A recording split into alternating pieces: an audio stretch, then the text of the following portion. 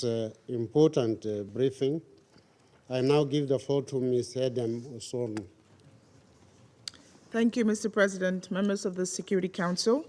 Thank you for this opportunity to brief you on the humanitarian situation in Gaza, which has only grown from more urgent amid ongoing Israeli ground operations in and around Rafah since 6 May.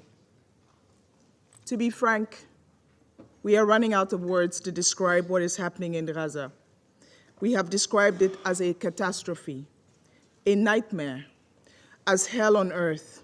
It is all of these and worse. And living conditions continue to deteriorate as a result of heavy fighting, particularly in Jabalia and eastern Rafah, as well as Israeli bombardment from air, land, and sea. The number of casualties continues to increase by the day. According to the Gaza Ministry of Health, more than 35,000 people have now been killed in the violence and more than 79,000 injured. Around 17,000 children are unaccompanied or remain separated from their families. Let me note here also the Israeli military announcement last week that it had recovered the bodies of 4 Israeli hostages from Gaza. It is estimated that 128 Israeli and foreign nationals remain captive in Gaza, including fatalities whose bodies are withheld. And as you know, the extreme levels of violence have not spared the UN and humanitarian community. The Special Coordinator has just updated on the death of our UN colleague on the 13th of May. Yet another UN staff member was killed and another seriously injured when their UN vehicle came under attack while en route to the European Gaza Hospital in Khan Yunis. We lost a father, a husband, and a dedicated colleague with a distinguished career. This brings the number of UN staff killed in Gaza since the escalation of hostilities, again, as has been said, to 193 staff. We find it impossible to accept that people endeavoring to save lives are instead losing their lives, particularly as 1.1 million people face catastrophic levels of hunger and Gaza remains on the brink of famine. As of 18 May, just 10 bakeries are operational out of a total of 16 being supported by our humanitarian partners. However, it is expected that these will run out of stock and fuel within days if no additional supplies are received. The other 6 bakeries, all of which are in southern Gaza, have been forced to cease operation due to either shortages of fuel or because of ongoing hostilities. The healthcare system in Gaza is also under impossible strain. In Rafah, 21 medical points, 4 primary healthcare centers, and 4 hospitals are now inaccessible. In the north, 2 hospitals, 5 primary healthcare centers, and 16 medical points are inaccessible. These facilities all provided critical medical services, including trauma care, non-communicable disease management, kidney dialysis, and maternal and child health care. An estimated 14,000 critical patients currently require medical evacuation out of Gaza. Prior to the closure of the Rafah crossing, medical evacuations had reached approximately 50 patients per day. This means nearly 700 patients have not been evacuated since the closure of the Rafah crossing. Mr. President, since October 2023, 75% of the population in Gaza, 1.7 million people, have been forcibly displaced within Gaza, many of them up to 4 or 5 times, including as a result of repeated IDF-issued evacuation instructions. Some reports have also suggested that many thousands of Gazans may have crossed into Egypt and more are trying. And in the past 2 weeks, more than 800,000 people have been displaced from Rafah into other areas of Gaza in search of safety. As the conflict persists and lives are threatened, civilians must be allowed to seek protection. I must also emphasize unequivocally that persons forcibly displaced within or from Gaza must be guaranteed the right to voluntarily return as international law demands.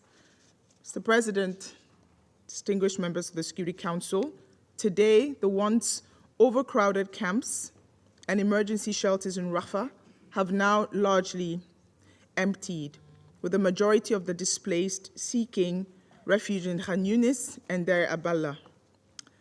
But the situation that people are finding on the arrival at new sites in these areas is horrendous. There is exceedingly limited existing infrastructure.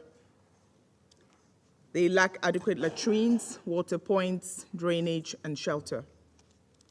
Civilians' essential needs must be met. For evacuated civilians, this means ensuring to the greatest practicable extent proper shelter and satisfactory minimum conditions of hygiene, health, safety, and nutrition, and that members of the same family are not separated. These appalling conditions leave serious doubt as to compliance with these basic obligations. Mr. President, the Rafah ground incursion is magnifying the impediments to an already fragile and beleaguered aid operation, as again has been said. As of 17 May, the Rafah crossing remains closed and inaccessible for humanitarian cargo, fuel, and personnel movement. This has prevented the entry of 82,000 metric tons of supplies, including critical food items and medicines. Around 654,000 liters of fuel have entered the Strip since the Rafah operation began on the 6th of May. This means on average, we are receiving just 1/4 of the fuel allocations that we had prior to 6th of May, further impacting the functioning of bakeries, hospitals, water wells, and other critical infrastructure. The crossing at Karam Shalom, which has been the main entry point for critical aid, remains open in principle, but extremely difficult for aid organizations to access from the Gaza side due to hostilities, challenging logistical conditions, and complex coordination procedures. Among the northern northern land routes, Erez crossing, opened from 1st to 9th May, has been closed since. The newly opened Erez West, known as Siafa or Zikim, is now being used for limited quantities of aid, but now areas in the vicinity of this crossing are also under evacuation orders. We welcome the first aid shipment delivered on 17 May via the floating dock set up by the United States. The maritime corridor, hosted by Cyprus in line with Resolution 2720, and with support from other member states, is an important adjunct to a comprehensive humanitarian operation in Gaza. But as we have stressed, land routes remain the most viable and effective way to deliver the scale of aid needed. Mr. President, the United Nations and our partners are committed to staying and delivering in Gaza wherever civilians are in need, and we are configuring our operations to recent population movements. The United Nations Senior Humanitarian and Reconstruction Coordinator is in active engagement with relative parties to accelerate the provision of humanitarian relief consignments to Gaza through all possible routes. However, due to the current closure of the Rafah crossing and limited access via Karam Shalom and other crossings, right now we lack the supplies and fuel to provide any meaningful level of support. I can take you and the council members through the list of things we need. You have heard them before. 1, the toll of death, injury, destruction in Gaza is utterly unconscionable. We demand the civilians, their housing, and the vital infrastructure they depend on be protected as international humanitarian law requires. All feasible precautions must be taken to avoid and minimize civilian harm. 2, We need the facilitation of rapid and unimpeded passage of humanitarian relief into and within Gaza, also as a matter of international humanitarian law. All available access points must be open and kept open for a sustained period to allow aid to enter at scale. 3, we also need to be assured of the protection of humanitarian and UN staff, all of whom are working under extreme conditions in Gaza. This requires the parties to take constant care throughout military operations, which the agreed humanitarian notification system aims to maximize. It also requires enabling a stable communications network. 4, we need adequate funding, particularly for UNRWA, the United Nations Relief and Works Agency, which is the central pillar of our aid operation. As of 20 May, the 2024 flash appeal is only 25% funded. We urge donors to step forward with the funding received. We are grateful for the funding already received. But in all honesty, Mr. President, members of the Council, at this stage, and as has been said, it is only a humanitarian ceasefire and a halt in the ground incursion in Rafah that will fully protect civilians, create the conditions for humanitarians to work, to provide assistance at the scale required, and stem the endlessly deepening toll of this travesty in Gaza.